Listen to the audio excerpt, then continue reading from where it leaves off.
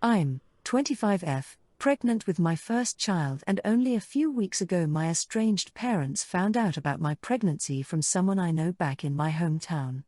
They reached out so excited to find out they were going to be grandparents and wanting to be involved, but I ignored them and continued ignoring them until 2 days ago when I replied one time and made it clear they will never know my child or be in our lives and that I wanted them to stop contacting me. This was all via email BTW. Let me get into some background. I have an older sister, Sam, 28, and she had a best friend, Luna. Sam and Luna met in pre-K and became fast friends. Luna was over at our house all the time, and eventually she started saying really awful things to me and bullying me. She called me names, mocked me whenever I asked if I could spend time with her and Sam, threw stuff at me when she'd see me, and even made a game out of spitting at me and seeing how many times she could hit me. My parents knew and they did nothing, but once I was 7 they sat me down and told me that Luna had a bad time at home and she was mean, but she needed us and I needed to understand. And how Luna was so important to Sam and she would grow up into a better person if we didn't abandon her. She used to come along to extended family parties and dinners. I remember one time Mom's side was all meeting up, and because my parents didn't say Luna was coming, we were a chair short for a bit. Luna took the chair and then said there was no room for me at the table, just like there wasn't room for me anywhere and I should cry in a corner somewhere. Mom's family were horrified and I started to cry. I was like 9 by then. My grandparents ended up leaving the table and getting one for just the 3 of us, and they spoiled me while they refused to pay for a single thing Luna consumed. They asked me what was going on too, and I told them everything. Afterward, my parents got so much shit from Mom's side of the family, and my mom's parents contacted my dad's parents and they were shamed by both sides. When they had enough of that, my parents told Sam that Luna needed to come over less or she needed to be nicer. They sorta stuck to that for a while. My grandparents checked in on me weekly to see if my parents were letting that spoiled little madam into the house to abuse me, and I think that was the deterrent for my parents. But then when I was 12 my parents let Luna move in with us. They said her home situation was worse and she was going to apologize, and we were going to make sure she felt wanted and welcome with us. I got a sorry, I guess, from her, but I could hear her making fun of me to Sam whenever me and my parents weren't around. She'd laugh about how I looked betrayed when my parents told me she was moving in. She found it hilarious. I think you can see whose side Sam was always on. I lived like that for a little over a year before it got to be too much and I told my grandparents Luna was living with us. They went ballistic on my parents, and after weeks or months of fighting about it my grandparents insisted I was going to move in with them. My parents protested against it, but my grandparents said they couldn't be trusted to take care of me. My parents wouldn't kick out Luna for me, so yeah. I lived with my grandparents the rest of that time, and I actually live in the same neighborhood as them with my partner now. I actually had zero contact once I moved in with my grandparents. These emails were the first contact in more than a decade. My parents keep replying to that one email. I got like 4 within a few minutes about an hour after I sent it, and they're telling me I'm taking this too far, and they said Luna isn't even in the picture anymore. Comment 1. Well, the consequence train is right on time, isn't it? Guess Sam took the kicking after you left. What is the saying? F around and find out. Your parents have and you get to live a happy life without them. Comment 2. NTA. Your parents pretty much tossed you aside for your tormentor. Duck them. They chose not to communicate with their daughter for over a decade. They don't deserve to play happy grandparents when they couldn't even step up to be your proper parents. Congratulations. I'm curious though, what happened to Luna and why isn't she in the picture anymore? Your parents had time to contact you before now. Story 2. This just happened over the weekend and I can't stop thinking about it. I, 32F, ended up in an argument with my mother-in-law, 57F, at a family gathering I had planned. Now I'm wondering if I went too far. So, a couple months ago, it was decided that we'd have a big family get-together. My mother-in-law was originally supposed to host it, but she kept making excuses about how it was too much work and she was too overwhelmed. Fine, Whatever. I said I'd take care of it. Even though I work full-time, have 2 young kids, and barely get a moment to myself, I still wanted to make sure everyone had a great time. I spent days planning. I made a ton of food, cleaned my entire house, decorated, even made a little kids' corner with activities so the parents could relax. It wasn't perfect, but I really tried. Well, during the gathering, I was in the kitchen getting more drinks when I overheard mother-in-law talking to some of the other relatives. And what does she say? That the party was thrown together last minute, that the decorations looked cheap, and that the food was boring and probably store-bought. Then she laughed and said, "This is why I didn't bother hosting. I knew she wouldn't be able to pull it off properly." I felt like I had just been slapped. I walked right in and said, "Wow, mother-in-law. For someone who refused to host, you sure have a lot to say about my effort." The whole room went silent. She tried to laugh it off, but I wasn't done. I told her that if she had such high standards, maybe she should have hosted instead of dumping it on me and then talking crap behind my back. She turned bright red and started stammering, saying she was just joking and that I was being dramatic. My husband backed me up and told her I worked really hard on everything. A few other family members agreed, but some of the older relatives started saying I should have just ignored it and been the bigger person. Mother-in-law ended up leaving early, and now I'm getting texts saying I embarrassed her and ruined the gathering with unnecessary drama. But honestly, I don't think I should just smile and take it when someone insults me after I worked so hard. Comment 1. You should confirm with the Just Roll With It wankers that it was fine for the monster-in-law to be rude and disrespectful then? And then thank them for volunteering to host the next event and cop the abuse from now on. Comment 2. NTA.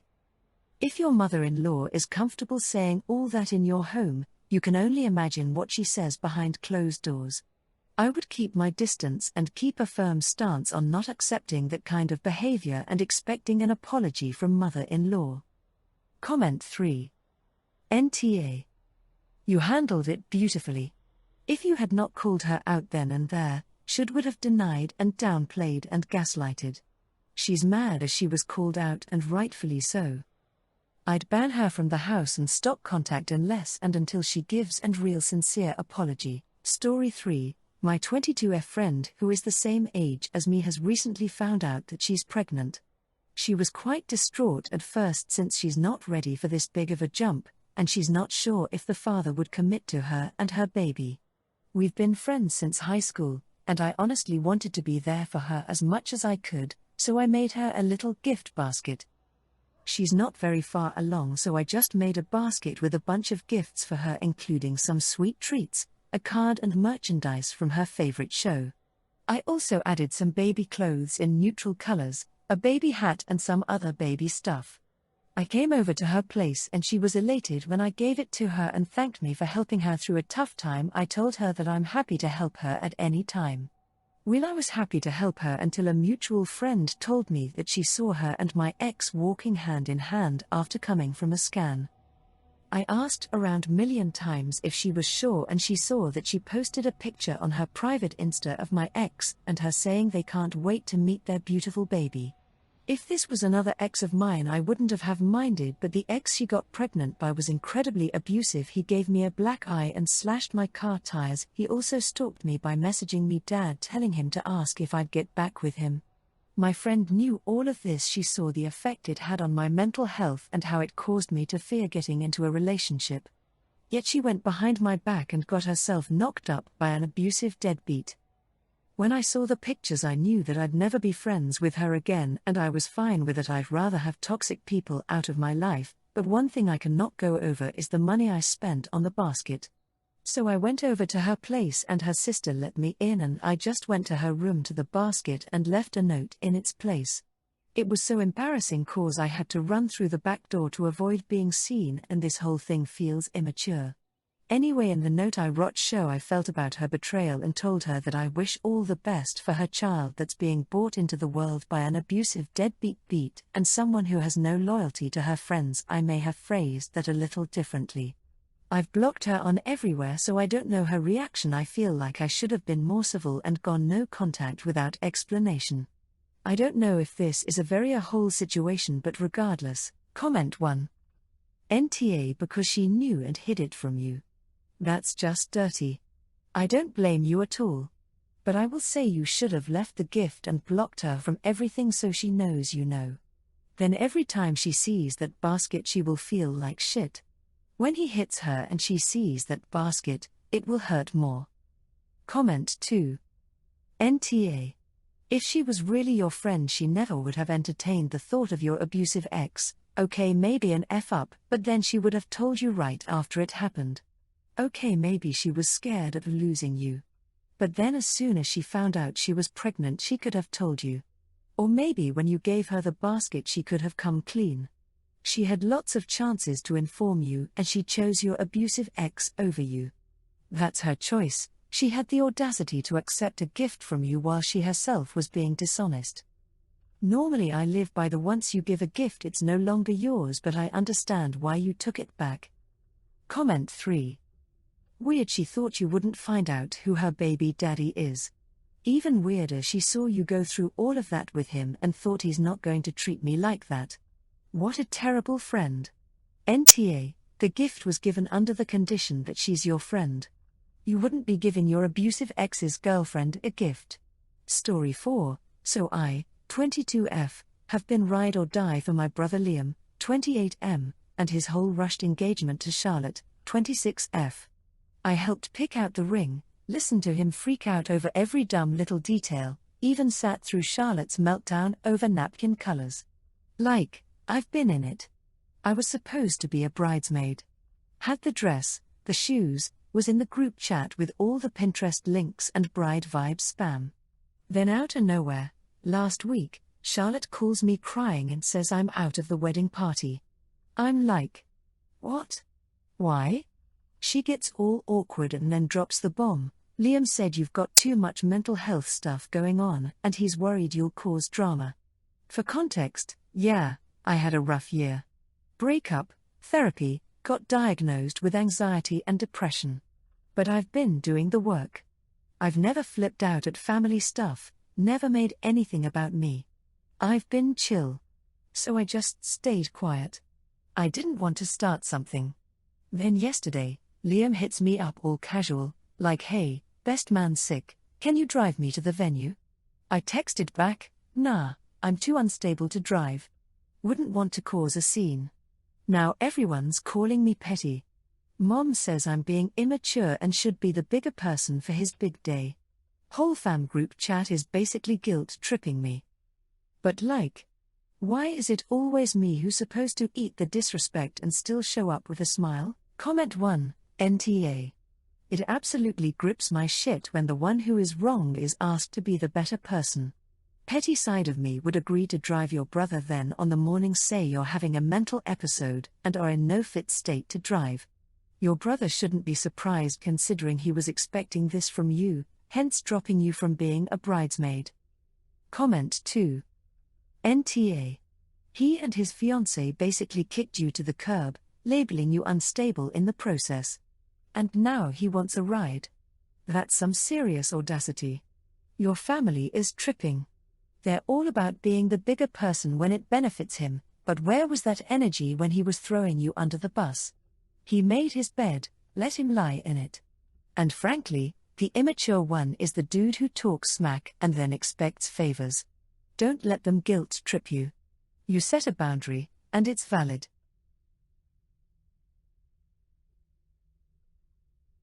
I, 38M, and my wife, 35, I'll just call her Kelly, have been together 9 years, married for 5, and we have 2 kids. Recently I've been getting into sim racing, mainly Assetto Corsa. For some context, I am a long-distance trucker working 50-plus hour weeks making around $170,000 a year. I'm usually home on Sundays, but that's not always the case. When I am home, I usually try to do something with the family, but since I've found this new hobby, I've been spending more time there. Kelly hasn't liked it as I am not home much, so when I am she wants family time, perfectly understandable. Yet since I can't race while working, I really don't have any time except for when I'm home. Within the last year she has wanted a hot tub and a new car. I've bought her both since money's not an issue and they would be nice.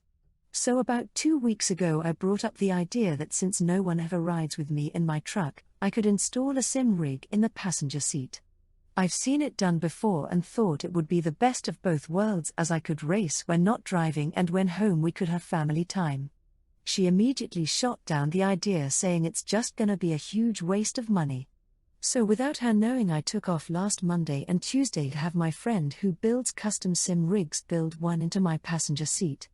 After everything was done and bought, rig, PC, wheel, shifter, monitors, it came to be around $3,700, nothing compared to what went into her $5,000 hot tub and $39,000 car. Everything is collapsible so I can see while driving, so it is not a driving hazard and doesn't affect her at all. When I came home this Sunday and she saw it, she went ballistic, cussing me out and left me to walk home. I park my truck at my shop, Kelly comes to pick me up and drives me home. So after a 40-minute walk I made it home to see she took the kids to her mother's and wanted to talk about making smart financial decisions. This made me mad, as we have a large savings account and emergency fund, so what's wrong with me spending my hard-earned money to splurge a bit on myself? She is a stay-at-home mom, and it has been that way since we've met. I do all I can to make sure she has everything she needs and is happy, but I can't have a sim rig to relax and have some fun with the boys.